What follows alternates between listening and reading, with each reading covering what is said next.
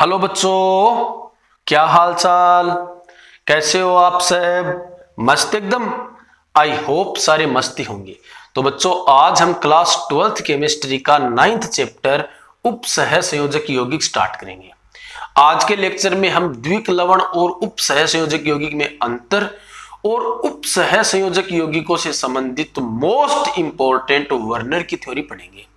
बच्चों, इस पूरे चैप्टर के नोट्स मैंने डिस्क्रिप्शन में पीडीएफ फॉर्मेट में डाल दिए हैं, तो आप वहां से डाउनलोड कर लेना और लिख लेना। अगर आपके पास लिखने का टाइम ना हो तो आप प्रिंट भी निकलवा सकते हो। तो बच्चों, आज का लेक्चर स्टार्ट करते हैं। मैं हूं रघुवीर सिंह कर्नावत और आप देख रहे हो आरएस कर्नावत ट्यूटोरियल्स। तो बच्चों, सबसे पहले उपसह संयोजक यौगिक की परिभाषा देखते हैं। तो देखो, परिभाषा से पहले आपको इसकी शकल सूरत तो पता होनी चाहिए ना कि उपसह संयोजक यौगिक किस प्रकार का होता है। तो देखो, इसका एक एग्जांपल देता हूं और उस एग्जांपल से आपको इसकी पारिभाषिक शब्दावली बताता हूं कि इसके अंदर क्या क्या होता है। तो मान लिया हमने एक ही एग्जांपल ले लिया, देखो K4FeCN6। तो बच्चों, उपसह संयोजक यौगिक इस प्रकार का दिखता है।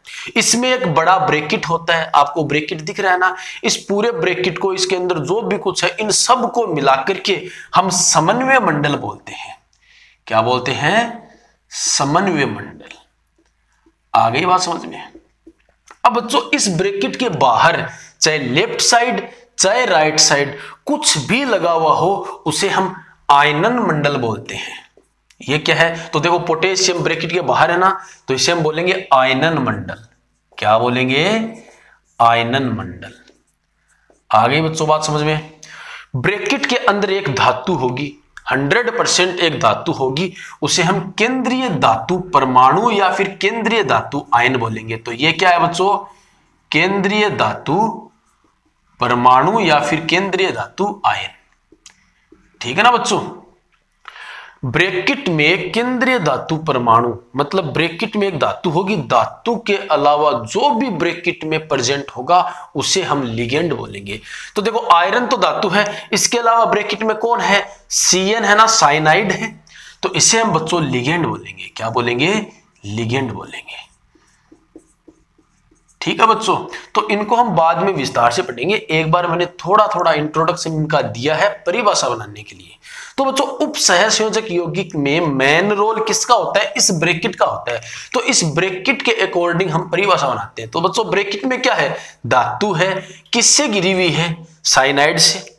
किससे घिरी हुई है? साइनाइड से। इसे हम लिगेंड बोलेंगे, लेकिन अभी लिगेंड नाम तो लिख नहीं सकते ना, क्योंकि लिगेंड को तो हम आगे परिभाषित करेंगे, इसके प्रकार पढ़ेंगे, तो अभी लिगेंड नहीं लिख सकते। तो देखो, वे यौगिक जिसमें धातु या तो ऋणायन से घिरी हुई होती है, लिगेंड देखो ऋणायनिक भी होते हैं और उदासीन भी होते हैं। तो एक बार हम क्या लिखेंगे कि वे यौगिक जिसमें धातु या तो ऋणायन से या फिर उदासीन अणुओं से घिरी होती है, उपसह संयोजक यौगिक कहलाते हैं। तो देखो, यहां पर ये आयरन ना, ये Cn से इस प्रकार से घिरा हुआ है, इसकी ज्यामिति अष्टफलक की होती है। तो बच्चों, ज्यामिति वगैरह सब हम आगे VBT CFT ये सिद्धांत पढ़ेंगे ना, तब पढ़ेंगे। एक बार जनरल इंट्रोडक्शन आप ऐसे समझ लो। तो देखो, ये आयरन किससे घिरा हुआ है? Cn से घिरा हुआ है ना। तो परिभाषा कैसे बनाएंगे कि वे यौगिक, ध्यान देना बच्चों, वे यौगिक जिनमें धातु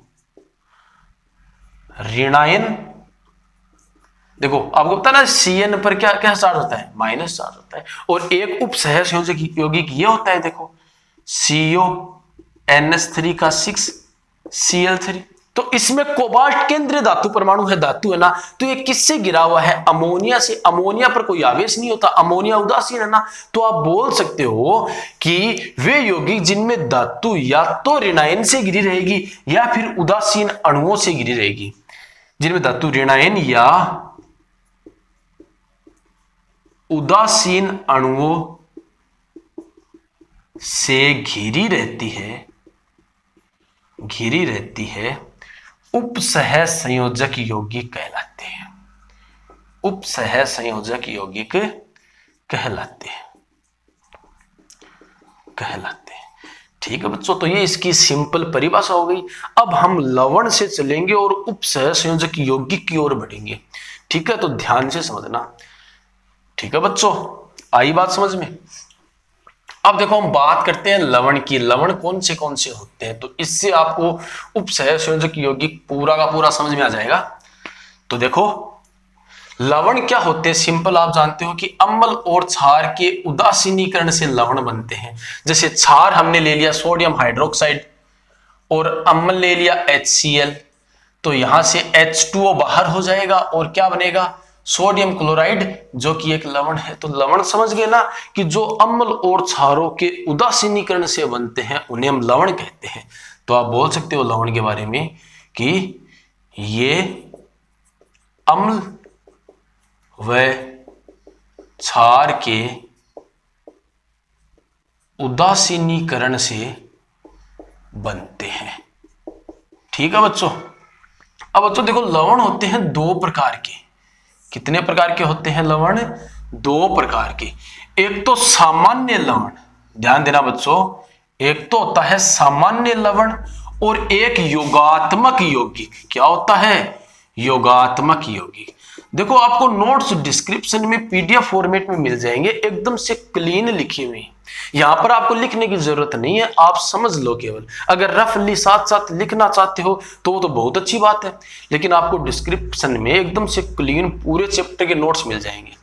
ठीक है बच्चों। अब देखो सामान्य लवण, ये जो आपका सोडियम क्लोराइड है ना, वो सामान्य लवण है। सामान्य लवण का मतलब जिसमें एक ही क्षार और एक ही अम्ल का उदासीनीकरण हुआ है, उसे सामान्य लवण बोलते हैं।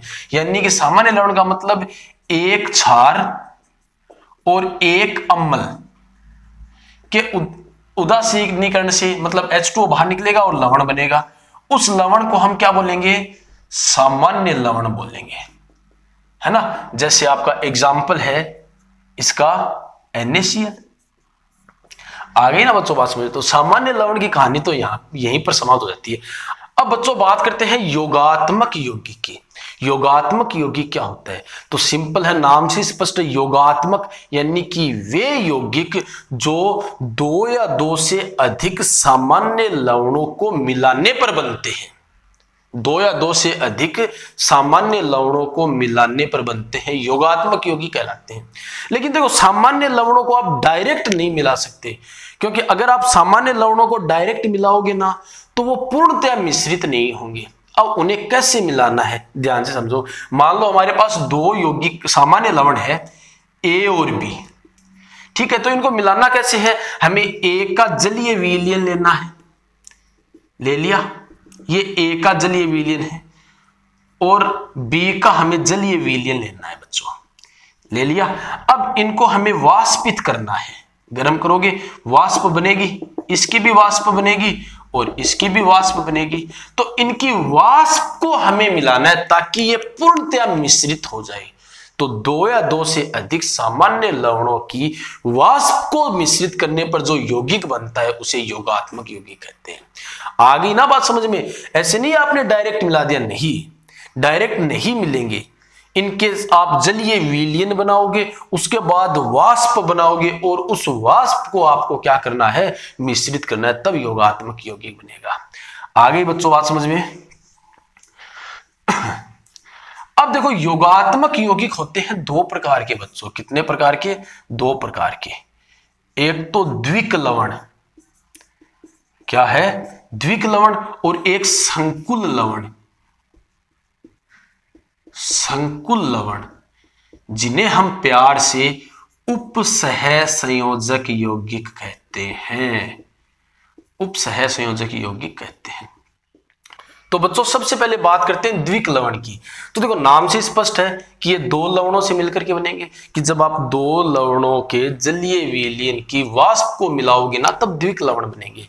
तो बच्चों द्विक लवण वे होते हैं जो केवल ठोस अवस्था में स्थायी होते हैं। केवल ठोस अवस्था में ही स्थायी होते हैं, अवस्था में ही स्थायी होते हैं। ठीक है, जैसे ही आप इनको पानी में डाल दोगे ना तो ये वियोजित हो जाएंगी, मतलब आयनों में टूट जाएंगे। तो पानी में या फिर आप इनको गर्म करके गलित अवस्था में लाओगे तो भी ये आयनों में टूट जाएंगे, यानी कि इनका अस्तित्व केवल ठोस अवस्था में होता है।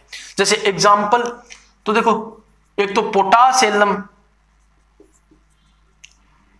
पोटास एल्लम जिसे हम फिटकरी बोलते हैं, क्या बोलते हैं, फिटकरी। तो इसका फॉर्मूला होता है K2SO4 Al2SO4 का होल थ्राइज 24H2। तो बच्चों यह देखो लवण पोटेशियम सल्फेट और एल्यूमिनियम सल्फेट से मिलकर के बना है, तो ये द्विक लवण है। जब आप इसको पानी में डाल दोगे ना तो K+ अलग हो जाएगा, SO4 2- अलग हो जाएगा, Al3+ अलग हो जाएगा। यानी कि द्विक लवण वे होते हैं जो जलीय अवस्था में या फिर गलित अवस्थाओं में आयनित हो जाते हैं, जिनका अस्तित्व केवल ठोस अवस्था में ही होता है। ठीक है, और एग्जांपल देखो तो आप मोर लवण का देख सकते हो। मोर लवण हम किसको बोलते हैं, फेरस अमोनियम सल्फेट को। यानी कि इसमें एक तो होता है फेरस सल्फेट, एक होता है अमोनियम सल्फेट। तो ये देखो मोर लवण हो गया। कार्नेलाइट भी देख सकते हो आप, कार्नेलाइट ये होता है KCl MgCl2 6H2O। तो ये द्विक लवण हो गया। अब बच्चों उपसह संयोजक यौगिक की बात समझो। देखो ये उपसह संयोजक यौगिक है K4FeCN6। इसमें मेन रोल किसका होता है, इस ये जो ब्रैकेट है ना, इसका ही मेन रोल होता है। जब बच्चों आप इसको पानी में डालोगे ना तो ध्यान रखना कभी भी ये इस ब्रैकेट के अंदर वाले हैं ना वो नहीं टूटते हैं। टूटेगा कौन, केवल बाहर वाला। तो आपको पता है कि पोटेशियम पर 1 आता है, तो टोटल पोटेशियम कितने हैं, 4 है ना, तो 4 तो K+ हो गए। अब बच्चों आपको पता है कि जितने प्लस बनते हैं उतने ही माइनस बनते हैं, तो 4+ है तो 4 माइनस होंगी। डब्बे के अंदर वाला यानी कि ब्रैकेट के अंदर वाला टूटेगा नहीं, तो 4 किस पर आएंगे, ब्रैकेट के ऊपर आएंगे कि नहीं आएंगे, आएंगे ना। तो देखो उपसह संयोजक यौगिक नहीं टूटता ना, यानी कि उपसह संयोजक यौगिक वे होते हैं जो सभी अवस्थाओं में स्थायी होते हैं। आपने पानी में डाल दिया तो क्या हुआ, ये आयन तो ऐसा का ऐसा ही है, ये ब्रैकेट तो ऐसा का ऐसा ही है, इसमें CN- कोई अलग थोड़ी ना हो गया, नहीं हुआ ना। तो उपसह संयोजक यौगिक वे होते हैं जो ठोस अवस्था, जलीय अवस्था, गलित अवस्था सब में क्या होते हैं बच्चों, स्थायी होते हैं। आ रहा है समझ में। अब बच्चों अगर आपको समझ में आ रहा है तो आपको एक काम करना है। देखो आपको जादू दिखाता हूं कि यहां पर वीडियो के नीचे एक ऐसा साइन है, ठीक है, वो लाइट ब्लैक कलर का है, हल्के काले रंग का है। आप उस पर टच करोगे ना तो वो नीले रंग का हो जाएगा। चेक करना एक बार, कर लिया, देखो हो गया ना नीले रंग का। और एक बच्चों वीडियो के नीचे नाम लिखा हुआ है लाल कलर में, सब्सक्राइब। ठीक है, जैसे ही आप उसको टच करोगे वो हल्के काले रंग का हो जाएगा। देखो जादू दिख गया ना, कर लिया, सारे एक बार करके देखो। ठीक है, जैसे ही आप सब्सक्राइब जो रेड कलर का है उसको टच करोगे, टच करते ही वो काले रंग का हो जाएगा। हो गया ना, देख लो। चलो अब बच्चों द्विक लवण और उपसह संयोजक यौगिक में अंतर करते हैं, ध्यान से समझना। द्विक लवण और उपसह संयोजक यौगिक, तो देखो ये तो अपना हो गया द्विक लवण इधर तो, ठीक है, और इधर हम लिख लेते हैं उपसह संयोजक यौगिक, उपसह संयोजक यौगिक। तो देखो द्विक लवण, फर्स्ट बात वो ही कि ये केवल ठोस अवस्था में स्थायी होते हैं, ये केवल ठोस अवस्था में स्थायी होते हैं।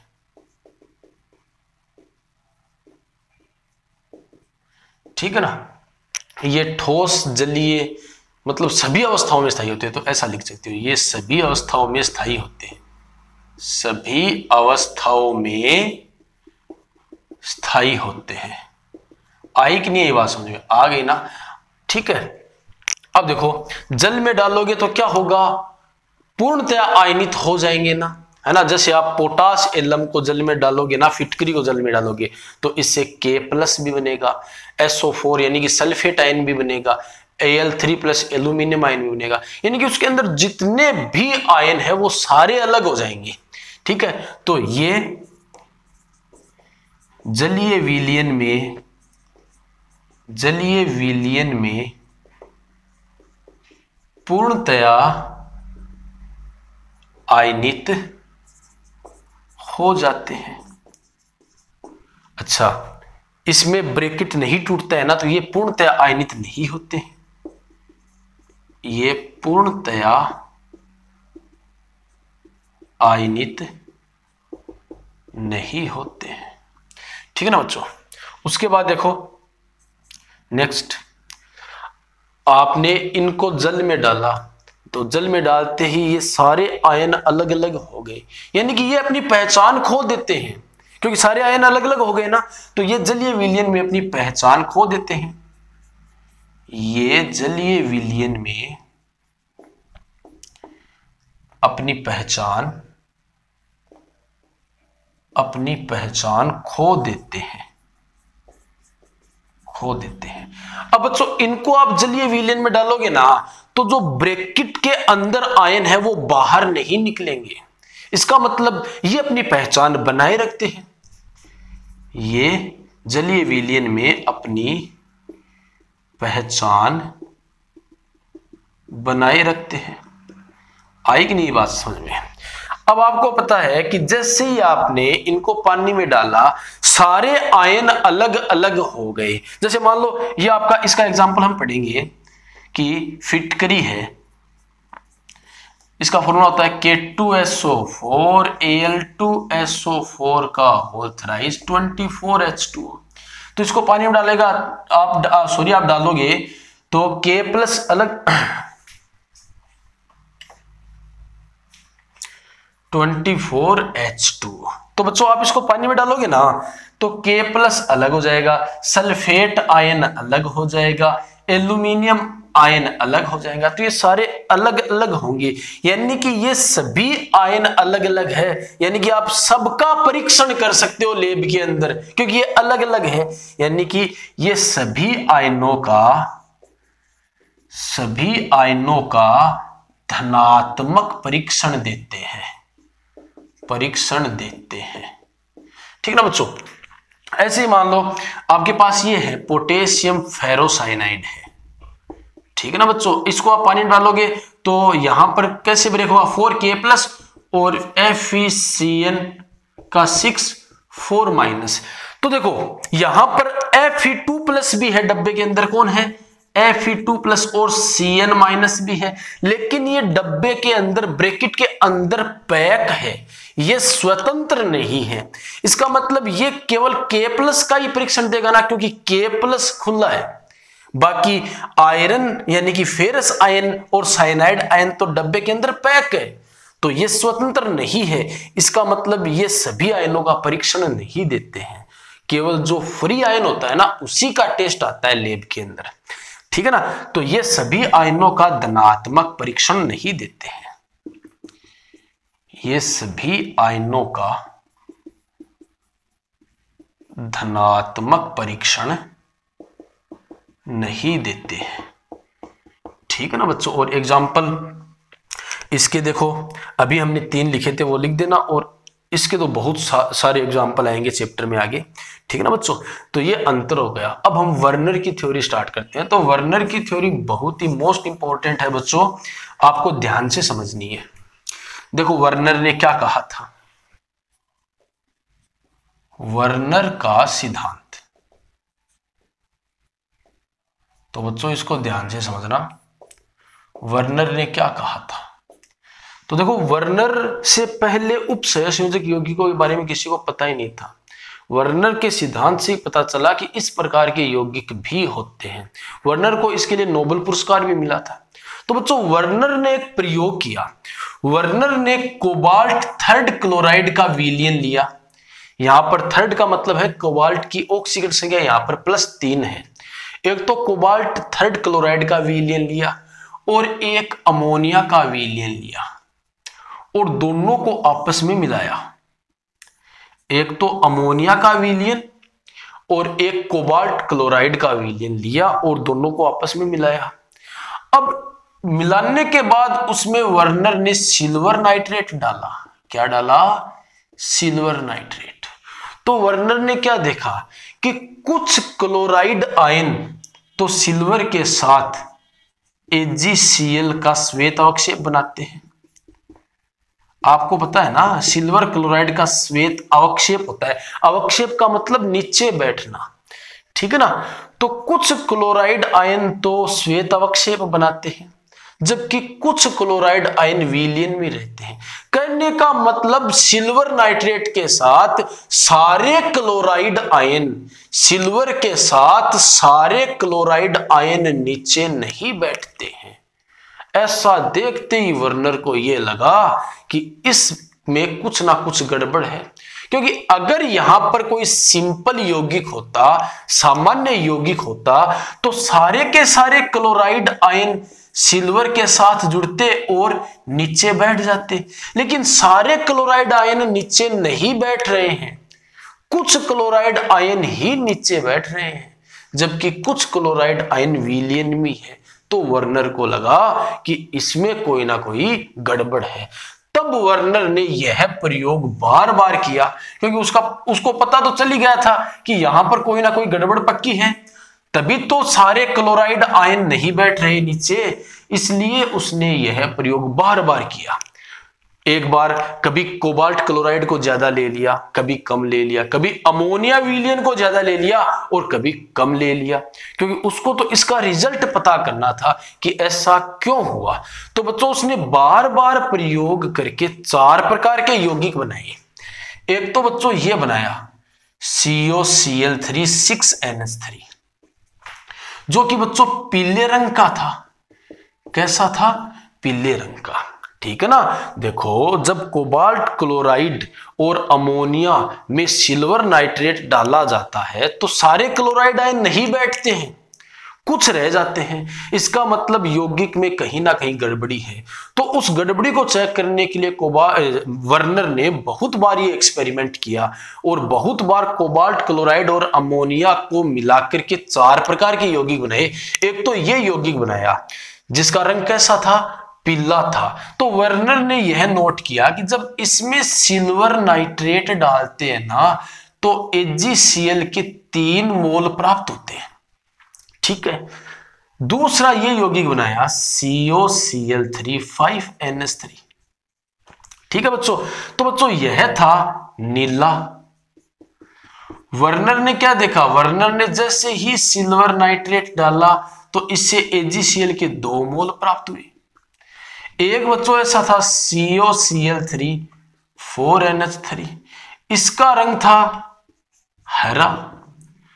इसमें जैसे ही सिल्वर नाइट्रेट डाला बच्चों तो AgCl का 1 मोल प्राप्त हुआ।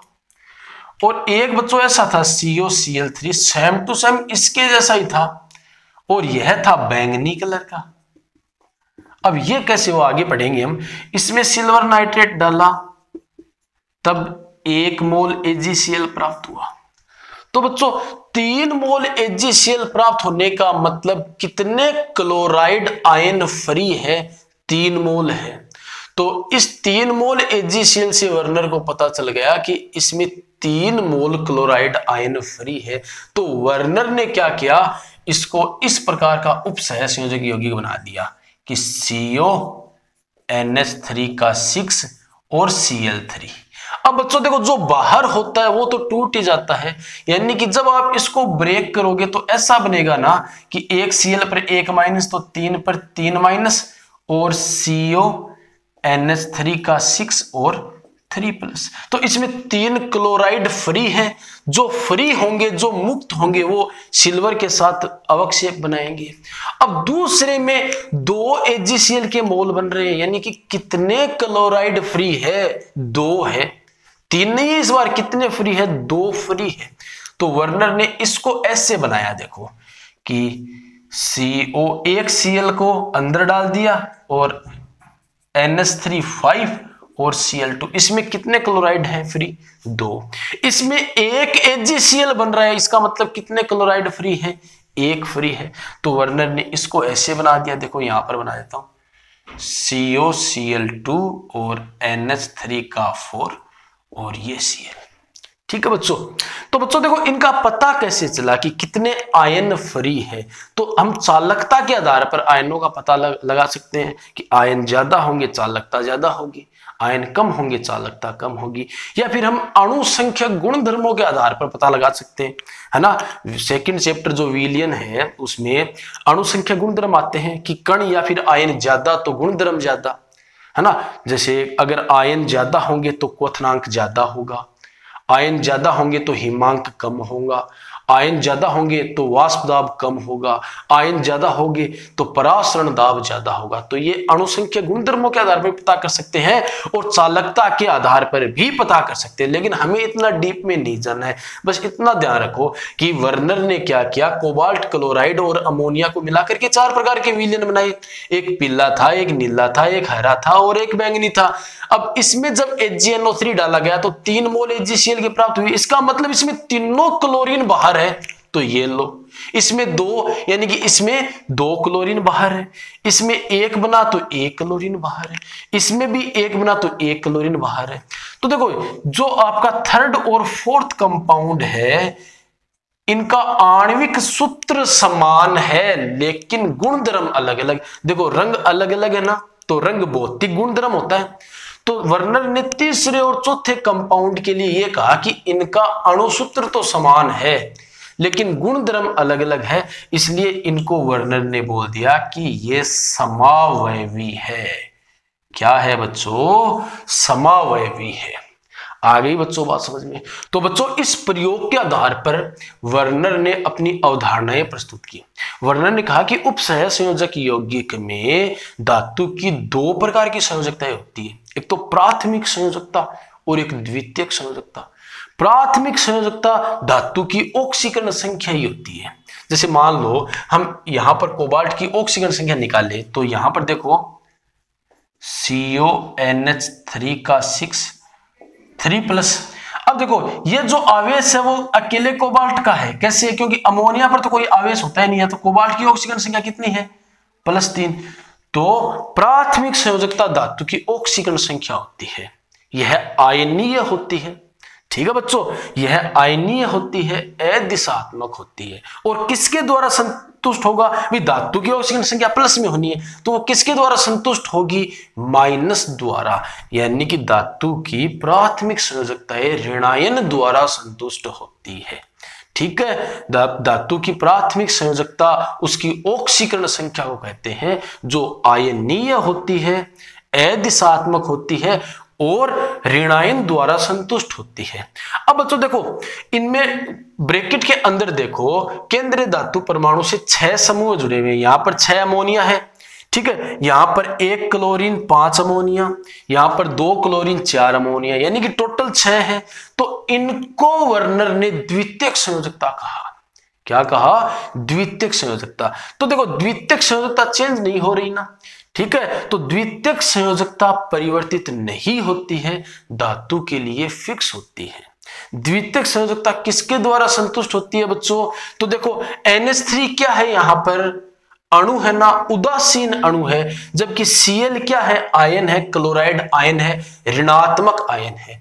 तो वर्नर ने कहा कि धातु की द्वितीयक संयोजकता होती है ना, वो फिक्स होती है और जो ऋणायन द्वारा भी संतुष्ट हो सकती है और उदासीन अणुओं द्वारा भी संतुष्ट हो सकती है। अब 6 फिक्स है, चेंज नहीं होगी, यानी कि द्वितीयक संयोजकता अनआयनीय होती है और दिशात्मक होती है। दिशात्मक का मतलब यह अणु की ज्यामिति बताती है। जैसे अगर हम इसकी बात करें ना तो देखो 6 NH3 लगे हुए हैं तो वो इस प्रकार लगे होंगे, ध्यान देना, 6 NH3 इस प्रकार लगे होंगे बच्चों।